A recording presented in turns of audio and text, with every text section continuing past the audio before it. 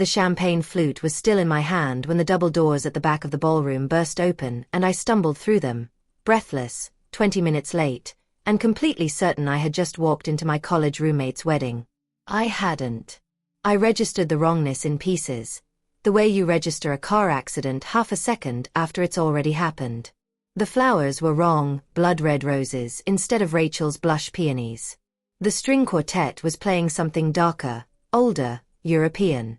And the 200 guests turning to stare at me in their black tie finery were not the loud, laughing crowd of Rachel's college friends. They were silent in a way that felt rehearsed, dangerous, like a held breath. I froze at the end of the aisle, my heels sinking slightly into the white silk runner, my cheeks burning under the weight of every eye in that cathedral-ceilinged ballroom. At the altar stood a bride in ivory lace so intricate it looked like frozen lightning, her face pale and furious beneath her veil. Beside her stood a man in a black tuxedo, tall, dark-haired, with a jaw that looked carved rather than born, and eyes that found mine across that entire ballroom in less than a second and never let go. "I'm so sorry," I whispered, already backing toward the doors, my face on fire. "Wrong room. I'm so sorry." That was when the man at the altar smiled, slow and deliberate, the kind of smile that belonged on a chessboard rather than a wedding day. He stepped away from the bride he was supposed to be marrying, walked the entire length of that aisle toward me while 200 guests sat frozen in their seats, and said 5 words that would end my ordinary life forever. "She's my bride now. Stay with me," because what happened in the next 60 seconds inside that ballroom was only the first domino in a chain that would pull me into a world of blood oaths, rival families, and a man whose love I never asked for and couldn't survive without. Comment your city below, hit subscribe, and let's go back to the beginning, to the version of me who still believed the worst thing that could happen at a wedding was showing up in the wrong dress. My name is Ivy Calloway, and 3 weeks before that afternoon, my entire concern in life had been considerably smaller than Mafia weddings. I was 26 years old, working 2 jobs to cover my share of a cramped Chicago apartment, one shift managing the front desk at a boutique hotel downtown and evenings freelancing as an event coordinator's assistant whenever Rachel, my college roommate turned professional wedding planner, needed an extra set of hands. Rachel's own wedding to her fiancé Marcus was scheduled for that Saturday afternoon at the Ashcroft Grand, a sprawling downtown hotel with 3 separate ballrooms hosting 3 separate events that same day. I had the invitation memorized. Grand Ballroom, 3 o'clock. What I did not know, because nobody had bothered to update me, was that Rachel's wedding coordinator had moved the ceremony to the smaller Windsor room at the last minute after a plumbing issue flooded half the original space. And my phone, buried at the bottom of my purse through a chaotic morning of borrowed heels and a broken zipper, had never buzzed with the update text everyone else received. So I walked into the grand ballroom at exactly 3 o'clock, following instructions that were 20 minutes stale, and interrupted the wedding of Damien Voss.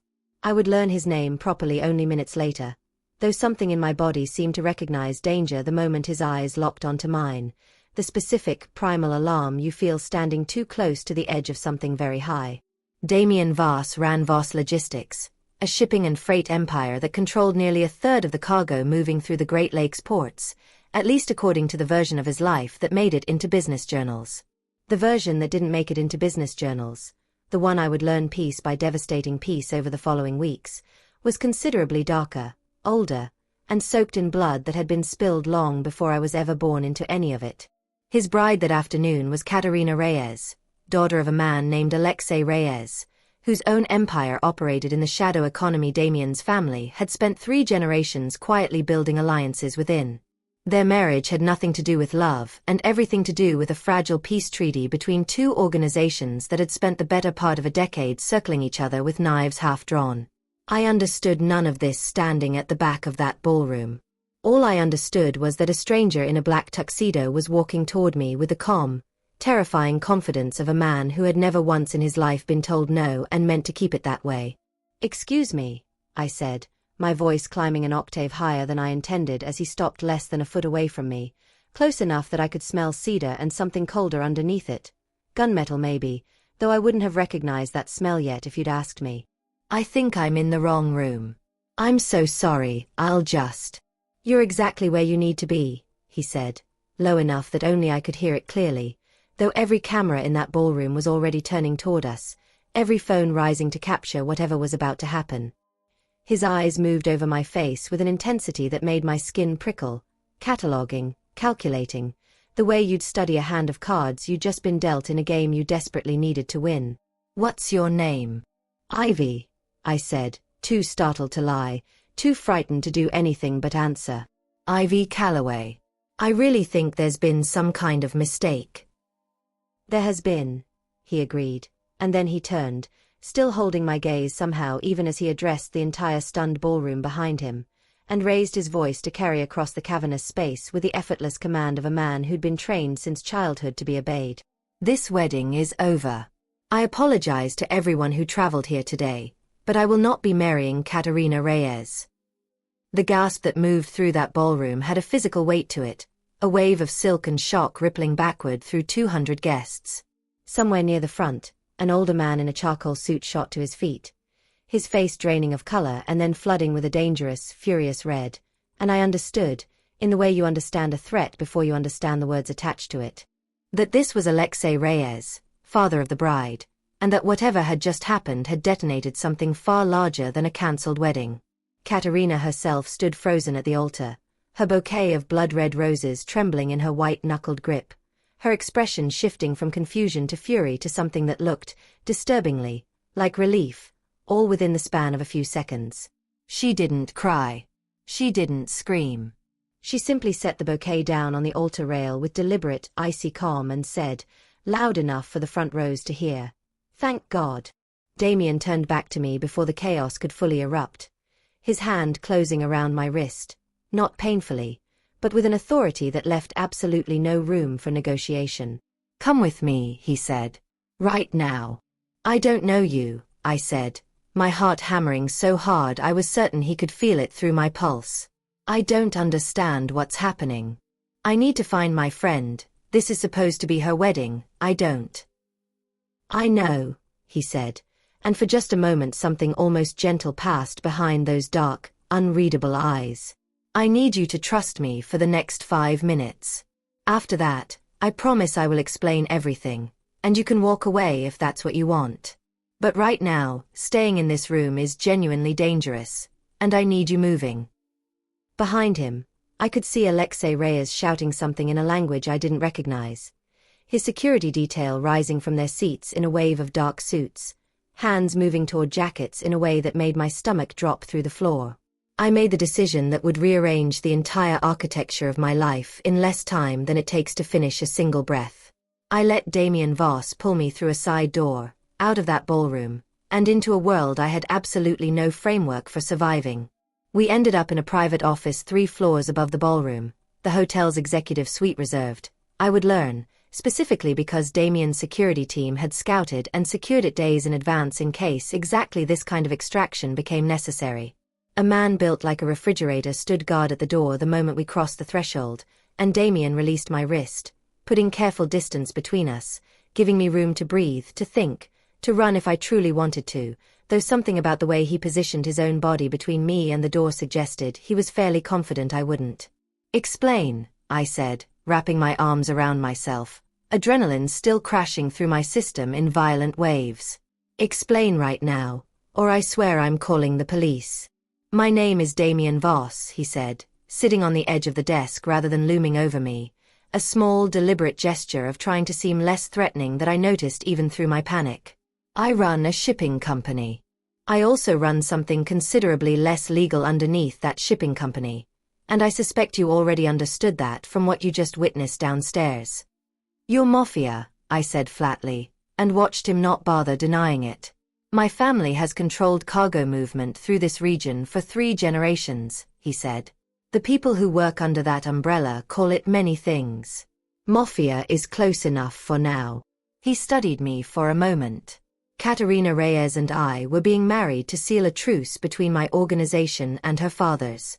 A truce that has been unraveling for months, largely because Alexei has been quietly funding an operation to have me killed while smiling at my dinner table every Sunday."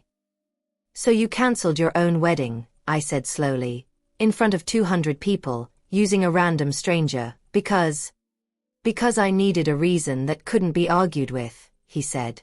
"In my world, superstition carries more weight than most people realize. There's a very old tradition, older than my grandfather, that says if an uninvited woman crosses the threshold of a wedding before the vows are completed, the marriage is considered cursed, and proceeding anyway invites catastrophic misfortune on both families.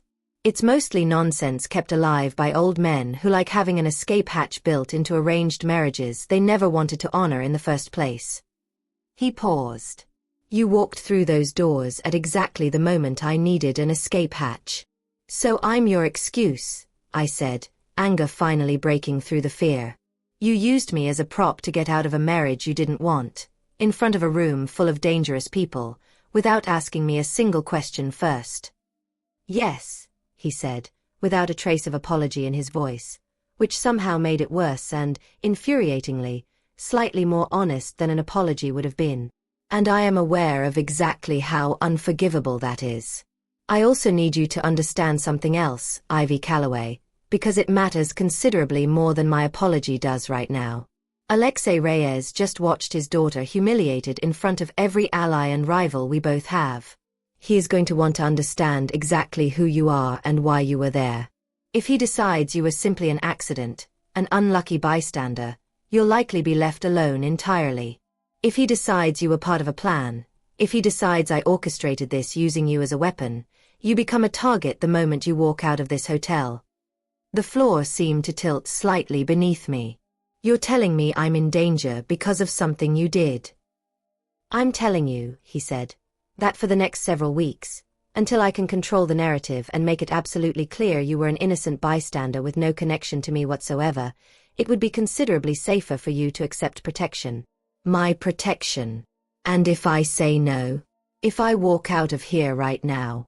Something shifted in his expression, a flicker of genuine concern breaking through the careful control he'd maintained through the entire conversation. Then I will still have men watching your apartment, your workplace, and your family, whether you want them there or not, because the alternative is considerably worse than an unwanted guardian angel. But I would prefer, genuinely, that you choose this rather than have it forced on you. You've had enough forced on you today already. I sat down heavily in the chair across from him, my legs finally giving out beneath the weight of an afternoon that had rewritten every rule. I understood about my own life. This is insane, I said. This is completely insane. I have a job. I have rent due next week. I have a sister in nursing school who needs help with her tuition. I don't have room in my life for whatever this is. I can help with all of that, he said quietly, and something in his voice suggested this wasn't a bribe so much as a simple statement of practical fact. Not as payment. Not as some kind of leverage. Simply because it's within my ability to help, and because you're in this situation entirely due to my actions. I looked at him for a long moment, this stranger with his controlled voice and his careful hands and his eyes that seemed to be constantly running calculations 3 moves ahead of the conversation actually happening. Why me? I finally asked. Out of every possible excuse you could have used, why did you use a random woman who wandered into the wrong ballroom? For the first time since he'd walked toward me down that aisle, Damien Voss looked genuinely uncertain, like a man encountering a question he hadn't prepared an answer for. Honestly, he said slowly, I don't fully know yet. I saw you standing there, terrified and completely out of place, and some instinct I don't entirely trust told me you were exactly what I needed. I'm not accustomed to acting on instinct. I'm accustomed to planning 6 steps ahead of every possible outcome. Today, for the first time in longer than I can remember, I acted on something closer to instinct, and I used you to do it.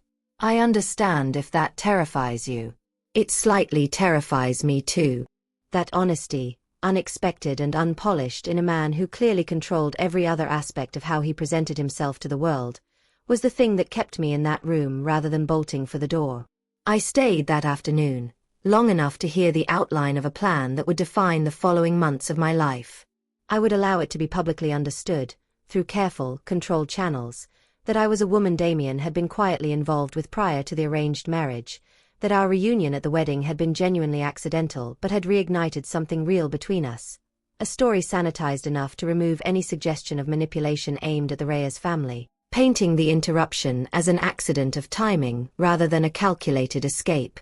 Katerina, it turned out, was more than willing to support this version of events, given that she'd been relieved rather than devastated by the cancelled wedding, having her own complicated reasons for not wanting to marry Damien Voss that had absolutely nothing to do with me and everything to do with a man named Julian she'd been quietly seeing for the better part of a year against her father's explicit wishes. I went home that night to my cramped apartment with two of Damien's men parked discreetly across the street in an unmarked black sedan, and I lay awake staring at my ceiling, trying to process an afternoon that had transformed me from an overworked hotel employee into, apparently, the unofficial girlfriend of a man who ran a criminal empire disguised as a shipping company. The following weeks unfolded in a strange, suspended rhythm I never fully adjusted to. Damien kept his promise about my sister's tuition, quietly and without fanfare, wiring the exact amount needed directly to her nursing program's financial office rather than routing it through me in a way that might have felt like a transaction I owed something in return for. He showed up at the hotel where I worked twice that first week, not to check on me, he insisted, but because his company genuinely did have business meetings there, though I noticed those meetings always seemed to end conveniently close to my shift's finish time, and he always seemed to have a car waiting to make sure I got home safely. I met Rocco, his head of security, a broad-shouldered man with a permanently unreadable expression, who took his job of protecting me with a seriousness that would have been comical if the stakes hadn't been so genuinely dangerous. I met his sister, Sophia, a sharp, warm woman running the legitimate half of Voss Logistics with a precision that suggested she understood the family business considerably better than most people gave her credit for. And slowly, carefully, against every instinct I had about self-preservation, I started to understand the man underneath the careful, controlled exterior Damien showed to the world. He called every evening, not to check in like a warden monitoring a prisoner, but because, he admitted somewhat awkwardly during our third phone call, he genuinely wanted to know how my day had gone. We started meeting for dinner twice a week at quiet restaurants far from downtown, places where nobody recognized his face. And in those dinners I learned about a boy who'd lost his father at 14 to a rival family's betrayal and had inherited an empire of violence he'd never asked for, who read poetry in 3 languages when he couldn't sleep, who visited a small community garden every Sunday morning that his mother had planted before she passed, tending roses with hands that had, I understood without needing him to confirm it, done considerably darker work in other contexts. "Do you regret it?" I asked him one evening, 4 weeks after that disastrous wedding, as we sat in the back corner of a quiet Italian restaurant that had become our unofficial regular spot. "The life you inherited. Do you ever wish you could just walk away from all of it?" He was quiet for a long moment, turning his wine glass slowly by its stem. "Every single day," he said finally. "But walking away isn't a door that exists for someone in my position. The men who work for my family have families of their own who depend on the structure I maintain. The moment I show weakness, the moment I try to simply exit, someone considerably more ruthless steps into the vacuum I leave behind, and the people who trusted me pay the price for my desire to be free of it." He looked up at me. "I used to think that meant I could never have anything genuinely good in my life. That the work would poison anything I touched with it. And now?" I asked, my heart doing something complicated and dangerous in my chest. "Now I'm considerably less certain of that," he said, and reached across the table to take my hand, the first deliberately romantic gesture he'd made since that terrifying electric moment in the ballroom weeks earlier. I would like to say that moment marked the beginning of something purely joyful, uncomplicated by the danger surrounding it. It didn't. Because that same week, Rocco intercepted a message through one of his contacts inside the Reyes organization, confirmation that Alexei Reyes had decided, after weeks of careful watching, that I was not simply an innocent accident of timing. He'd concluded, correctly in the broadest sense even if the specific mechanics were wrong, that Damien had orchestrated something using me, and he had decided, in the calculating, patient way I would learn was characteristic of him, that the appropriate response wasn't a direct attack on Damien himself, but on the woman his enemy had apparently grown to genuinely care about. I learned all of this sitting in Damien's penthouse office, watching his face go through a transformation I hadn't witnessed before, the warm, careful man from our dinners hardening back into something colder, more calculating, more dangerous. "He's going to come after you," Damien said, pacing behind his desk with a controlled tension that made the whole room feel smaller. Not immediately. Alexei doesn't operate on impulse. He'll wait until he's certain it will land maximum damage, likely somewhere he assumes I've grown complacent about your security. So what do we do? I asked, my voice steadier than I felt. We move you somewhere secure, he said immediately. A property in Michigan, isolated, heavily protected. You disappear from public view until we've resolved this. No, I said, and watched surprise flash across his face at the immediate, firm refusal. I'm not going to hide in a bunker while you figure out how to fix a problem that started because of a decision you made in a ballroom. I want to actually understand this world I've been pulled into, not be tucked away like something fragile you're managing from a distance. Ivy, he said, his voice tightening with something between exasperation and fear, you have no idea what you're asking to be involved in. Then teach me, I said, standing to meet his gaze directly. You made a choice that put me in danger. The least you can do is treat me like someone capable of understanding the danger, rather than someone who needs to be hidden from it. What followed over the next several weeks was an education I never anticipated needing, learning to recognize surveillance, understanding the delicate web of alliances and grudges that governed the world Damien moved through, sitting in on carefully sanitized versions of strategy meetings where Rocco and Sophia mapped out possible approaches to neutralizing the threat Alexei Reyes represented without triggering the kind of open warfare that would destroy the fragile peace holding several other alliances together. It was during one of those meetings, 3 weeks into the growing crisis, that Sophia noticed something the rest of us had missed entirely. A pattern in the timing of certain shipment delays at the port, always occurring on days when specific security personnel were rotated onto Damien's protective detail. She pulled the personnel records with quiet, methodical precision and found it within an hour, a name that made the entire room go still. Marcus Delgado, one of Rocco's most trusted lieutenants, someone who'd worked security for the Voss family for nearly 6 years, had been quietly receiving payments from an account eventually traced back through 3 shell companies to Alexei Reyes. He's been feeding them our schedules, Rocco said, his jaw tight with a fury I hadn't seen from him before, the controlled, professional exterior cracking to reveal genuine betrayal underneath. Every time you've moved Ivy between locations, every dinner reservation, every security rotation, Reyes has known about it in advance. Which means he's not planning to wait for the perfect moment, Damien said slowly, the pieces clicking together with visible dread. He already knows our patterns well enough to strike whenever he chooses. We need to assume the timeline has collapsed entirely.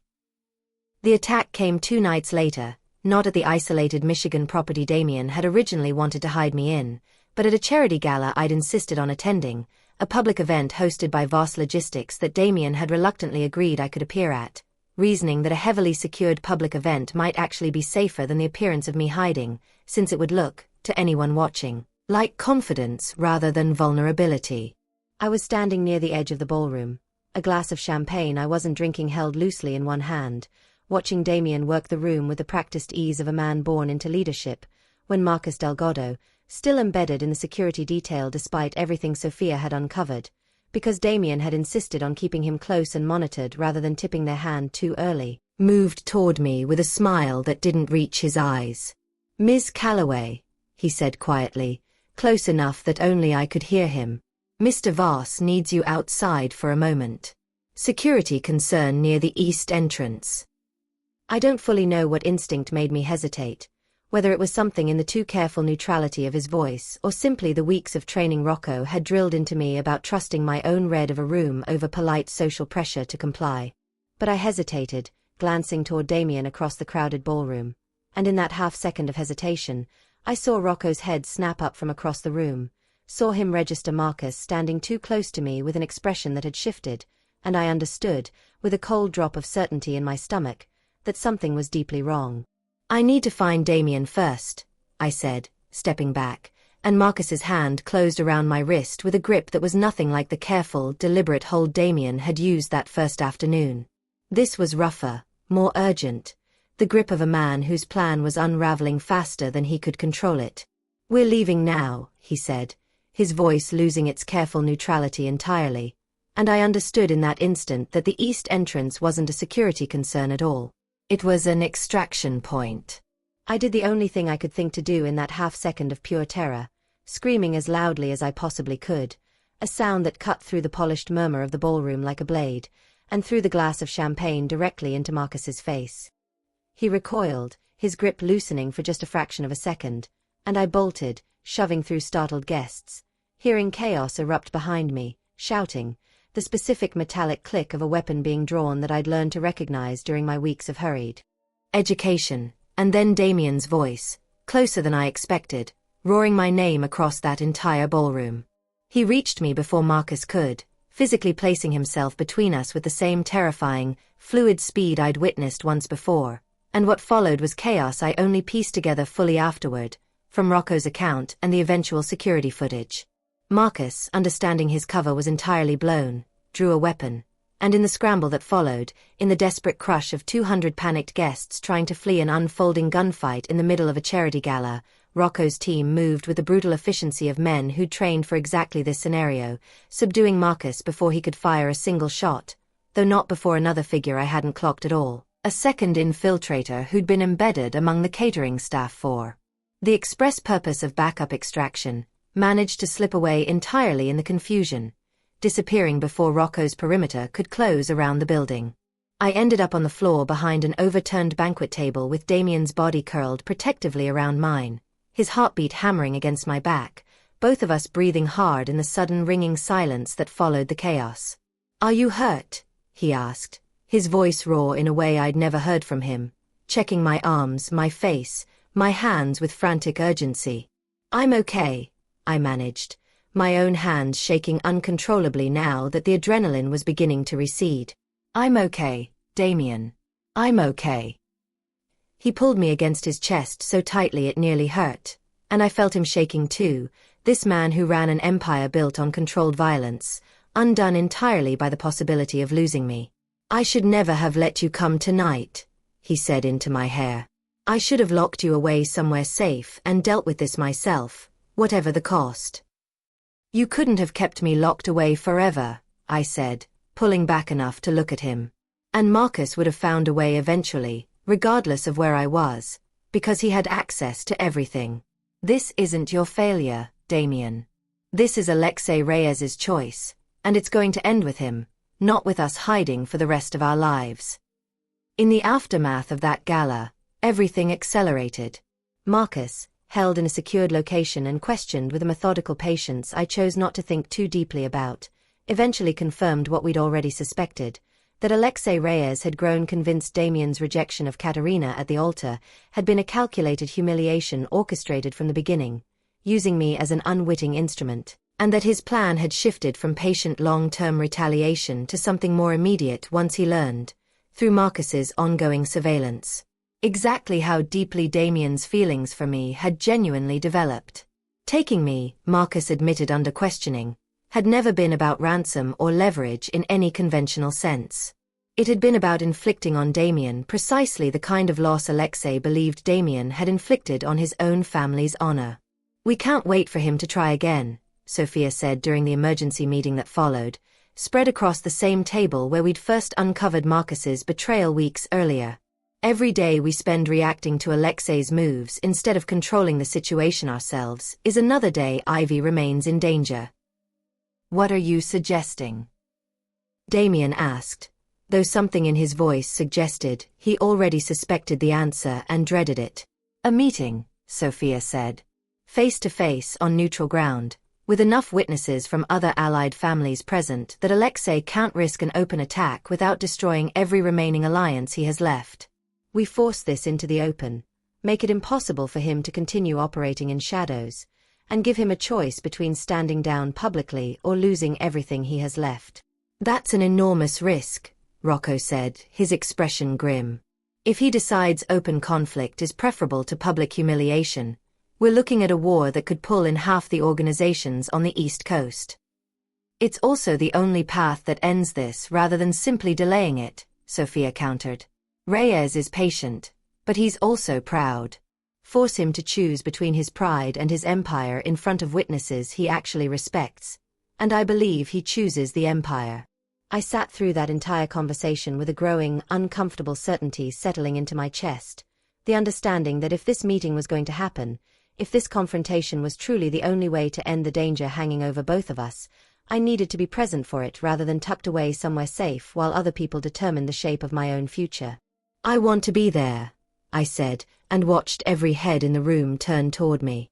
Not as leverage, and not hidden away in a car outside.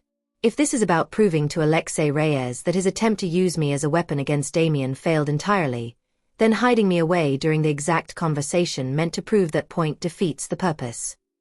"Absolutely not," Damien said immediately, his jaw tightening. "The entire reason for this meeting is to protect you, Ivy.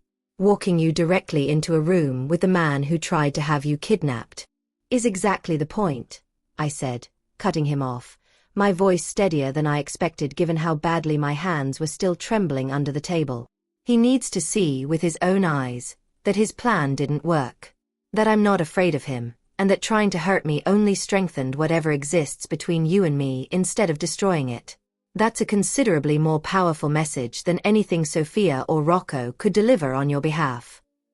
The meeting was arranged for the following week, held in the private dining room of a hotel owned by a family with genuine neutrality in the ongoing tension.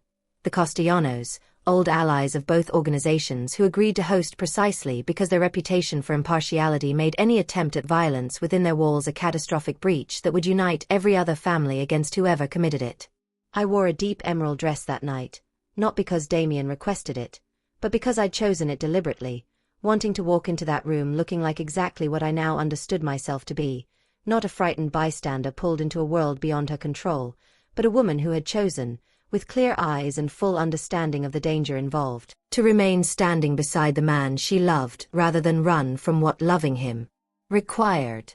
Alexei Reyes sat at the head of the long table when we arrived, flanked by 2 lieutenants and, to my genuine surprise, Katerina herself, seated beside a young man I didn't recognize who I would later learn was Julian, the man she'd been secretly involved with for over a year.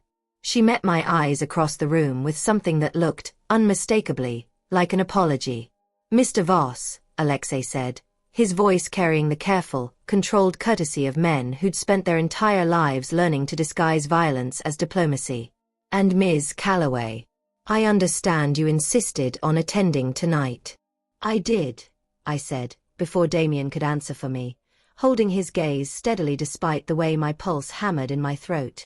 "I understand you sent a man into a charity gala to have me removed against my will, presumably to hurt Damien by hurting me.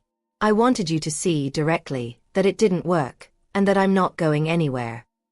A flicker of something, surprise perhaps, or grudging respect, crossed Alexei's controlled features before he could suppress it entirely. "You're bolder than I expected, given the circumstances. I've had considerable practice recently," I said, learning that fear is a poor foundation for decisions. Damien stepped forward then, his own voice carrying the weight of controlled authority I'd watched him wear like armor since that first afternoon in the ballroom. "Alexei, we're here to end this, one way or another. You believed the wedding was orchestrated to humiliate you. It wasn't. It was, I'll admit freely, a genuine accident that I used to escape a marriage neither your daughter nor I wanted in the first place. Katerina can confirm that herself, since I understand she's been considerably happier since that afternoon than she was in the months leading up to it." Katerina spoke then, her voice steady despite the way her hand tightened visibly around Julian's beneath the table. "It's true, Papa. I never wanted to marry Damien. I've been in love with someone else for over a year, and I was too afraid to tell you, because I knew what it would mean for the alliance you'd built our engagement around. What happened at that wedding wasn't a humiliation orchestrated against our family. It was, honestly, the only thing that could have saved me from a marriage I was dreading every single day." Alexei's expression shifted through several stages: disbelief, anger, and finally something that looked like genuine, weary grief, the particular grief of a man realizing he'd built an entire campaign of retaliation on a misunderstanding of his own daughter's happiness. "You never told me," he said quietly to Katerina, his voice losing much of its careful diplomatic edge. "I was afraid to," she said. "I'm telling you now, in front of everyone, because I'm tired of being afraid of disappointing you more than I'm afraid of anything else." The silence that followed stretched long enough that I could hear my own heartbeat in my ears, until Alexei finally turned back to Damien, something in his posture deflating slightly, the fight visibly draining out of a man who'd been operating on a false premise for weeks. "If what my daughter says is true," he said slowly, "then I owe you both an apology I did not expect to be making tonight. The attack at the gala was, in that light, an unforgivable overreaction to a wound I inflicted on myself through my own assumptions." "Marcus Delgado is being held," Damien said. "I would prefer to resolve this without further violence on either side, but that requires your assurance that this ends here, tonight, without further attempts against Ivy or anyone connected to my organization." "You have it," Alexei said, and something in the weight of his voice, the particular formality of a man whose word carried the full authority of his entire organization, told me this promise, unlike so much else in that dangerous world, would actually be honored. "And Mr. Delgado's services, whatever payment he expected from my organization for his cooperation, will not be forthcoming. He acted beyond any instruction I gave him, driven by his own desperate need for money that I exploited without fully understanding how far he was willing to go on my behalf. That failure of oversight is mine to answer for." The meeting ended without violence, without the war Rocco had feared, resolving instead into the kind of careful, formal peace that men like Alexei Reyes and Damien Voss had spent their entire lives learning to construct out of the wreckage of misunderstanding and pride. Marcus Delgado was quietly removed from any position of trust or danger. His fate something I chose not to ask too many questions about, understanding that some corners of the world Damien moved through would never fully align with the ordinary rules I'd grown up believing in. 6 months after that terrifying, transformative afternoon in the wrong ballroom, Damien asked me to marry him properly, not as an escape hatch from an arranged alliance, not as a calculated excuse delivered in front of 200 stunned wedding guests, but quietly, on a Sunday morning in the small community garden his mother had planted decades earlier, kneeling among the roses he still tended every week in her memory. "I know this isn't how anyone plans for their proposal to happen," he said, his voice uncharacteristically unsteady as he held a small velvet box between us. "I know our entire relationship started with a lie I told in front of a room full of strangers, using you as a shield I had no right to use. But somewhere between that lie and this morning, everything I feel for you became the truest thing in my life. And I would like, more than anything I've ever wanted, to spend the rest of it proving that to you every single day." I said yes, kneeling there in the dirt among roses that smelled like the beginning of summer, and if you had told the version of me standing frozen at the back of that wrong ballroom 6 months earlier, terrified and completely out of place, that she would end up exactly here, choosing this dangerous, complicated, genuinely loving life with open eyes rather than having it forced upon her, I don't think she would have believed you. But she would have been wrong. The same way fear is so often wrong about the things worth surviving for. Our actual wedding, held the following spring in that same grand ballroom, deliberately chosen this time rather than stumbled into by accident, was attended by considerably fewer strangers and considerably more people, who genuinely wished us well, including, to my quiet surprise, Katerina and Julian, now happily engaged themselves, seated near the front beside an Alexei Reyes who had, over the intervening months, become something unexpectedly close to a genuine ally rather than a threat we'd survived. Rachel, my college roommate, finally got her own proper wedding toast to give, standing up during the reception to tell a slightly embellished version of how her missing text message had accidentally introduced her best friend to the love of her life. A story that got considerably funnier with each retelling and considerably less terrifying with each year that passed between us and that dangerous, transformative afternoon. I think about that wrong ballroom often, the specific, disorienting terror of walking through the wrong doors into a life I never could have prepared for. What I've come to understand, standing now on the other side of everything that followed, is that some of the most important doors we ever walk through are the ones we never meant to open at all, and that the life waiting on the other side, however dangerous, however far from anything we planned, can still turn out to be exactly, impossibly, the one we were always meant to find. If this story pulled you in, share it with someone who believes in the kind of love that finds you in the wrong place at exactly the right time, and subscribe for more stories where the biggest risk turns out to be the truest beginning.